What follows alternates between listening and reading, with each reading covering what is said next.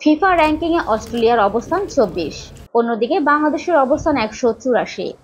কাগজে কলমে বাংলাদেশের সঙ্গে স্পষ্ট পার্থক্যই না কেবল, মাঠের পারফরম্যান্সও এগিয়ে সকারুজরা।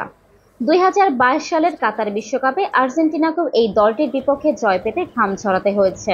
ওয়ালটন ফ্রিজ কিনে অনেকের মতো আপনিও হয়ে যেতে পারেন মিলেনিয়াল সেরা পণ্যের সেরা অফার। সেই দলের বিপক্ষে ফিফা বিশ্বকাপ বাছাই পর্বের ফিরতি লেগের ম্যাচে মুখোমুখি হবে জামাল ভূঁইয়ারা। আজ বিকেল 4:45টায় বসুন্ধরা কিংস অ্যারেনায় ম্যাচটি অনুষ্ঠিত হবে। এর আগে প্রথম লেগের ম্যাচে ৭-০ গোলের বড় ব্যবধানে হেরেছে বাংলাদেশ। সকারুজদের বিপক্ষে লাল সবুজ দলটির অতীত ইতিহাসও সুখের নয়। এর আগে ৩ ম্যাচের ৩টিতেই বড় ব্যবধানে হেরেছে হাভিয়ের কাবরেরার শিষ্যরা। অস্ট্রেলিয়ার বিপক্ষে ম্যাচকে সামনে রেখে গতকাল বসুন্ধরার মাঠে অনুশীলন করেছে জামাল রাকিবরা। এই ম্যাচকে ঘিরে জামালরা সময় পেয়েছে মাত্র ৪ দিন।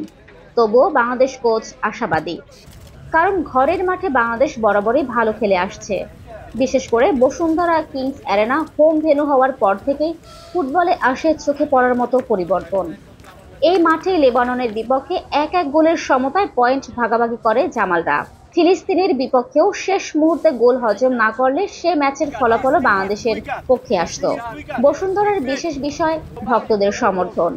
কানায় কানায় পূর্ণ স্টেডিয়াম, দর্শকরা মাতিয়ে রাখে ম্যাচের পুরোটা সময়।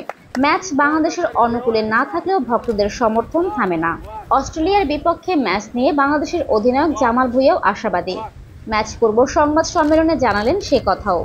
দেশের মাটিতে ভালো কিছু করার প্রত্যাশা তার, অন্তত অতীতের ভুলগুলোর পুনরাবৃত্তি করতে চান না তিনি।